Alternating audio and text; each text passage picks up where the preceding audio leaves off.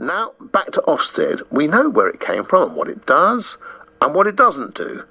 But does it need significant improvement? And if so, how? Here to explore this with me are Carole Wills, Chief Executive at the National Foundation for Educational Research, and Colin Diamond, Professor of Educational Leadership at the University of Birmingham. Colin Diamond, can we start with something that's puzzled me? I had assumed that Ofsted inspections were mostly about teaching, but it turns out that quite a lot turns on safeguarding. What is safeguarding? So safeguarding ranges through from making sure you are fully compliant, that everyone who works in the school is registered accordingly, through to what we see in the classrooms, in the playground, the behaviour of the children, and it all needs to be safe. So would, for instance, online bullying by other school children, is that safeguarding? Yes, absolutely. In the era of social media, inspectors do discover and unearth examples of cyberbullying. This needs to be reported to the school and in some cases other safeguarding agencies. Yeah, it's as important as physical bullying in the playground. So it is absolutely possible for a school to be excellent in terms of what it teaches and how it teaches, and actually to fall down significantly on safeguarding. This has happened relatively recently. Some quite, as it were, prestigious schools with high pupil student attainment have been dropped into the inadequate grade because of issues to do with bullying, safeguarding, particularly for girls online. That's a good example. Right, Colin, thanks very much for that. Carole, can we broaden this out now? From your perspective, what does Ofsted currently do well, and where has it improved in recent years? There is a lot of support for the current education inspection framework introduced in 2019, which has a greater focus on the curriculum and a reduced focus on performance data alone. And Ofsted has been responsive to recent criticism, which is very positive.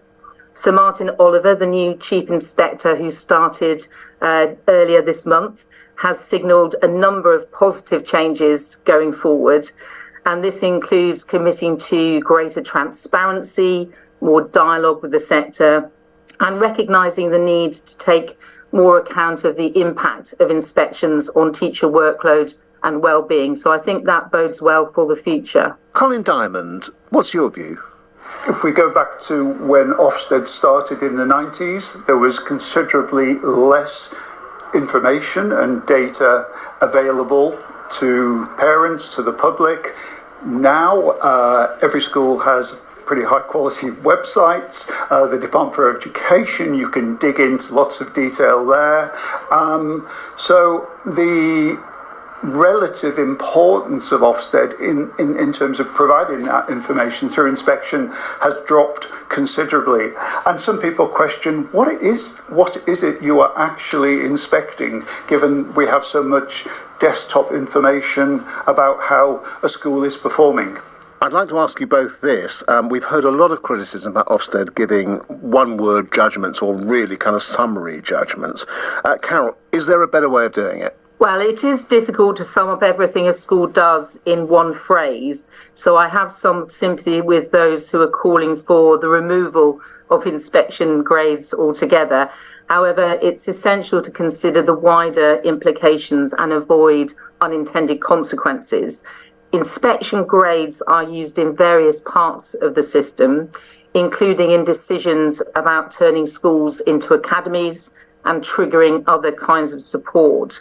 So something would need to replace graded judgments in the wider accountability and support system if they were removed. And we would also need to ensure that Ofsted reports, report cards, as some people are calling them, didn't become overly complex for parents or risk falling back onto the performance data alone with the absence of those overall judgments. Colin Diamond. Single word judgments are brutal and in some cases act as a trapdoor for academisation. So it's uniquely high stakes we have in the English system.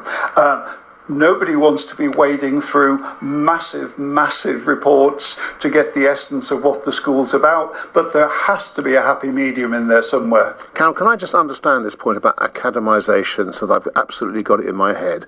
Is it the case, therefore, that if you fall below a certain standard as a school, you are effectively incorporated into somebody else's academy or into somebody else's educational structure? So schools who receive an inadequate judgment, who are local authority-run schools, are turned into an academy and placed with a multi-academy trust, a wider group of schools to help support their improvement. If they receive 2 requires improvement judgments in a row, then they may be subject to that academy order.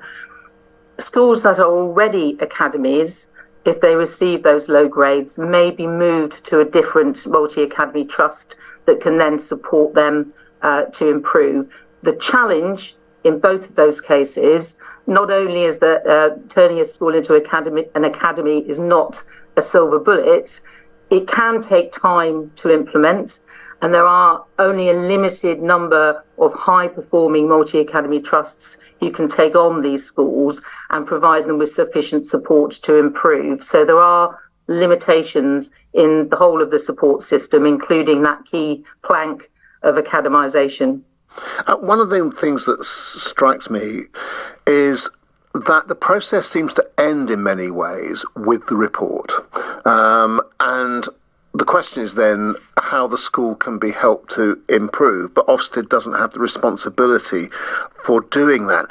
Is there an argument for having, I don't know, some kind of extra agency which says, I don't know, a school improvement agency which follows up on what Ofsted has discovered?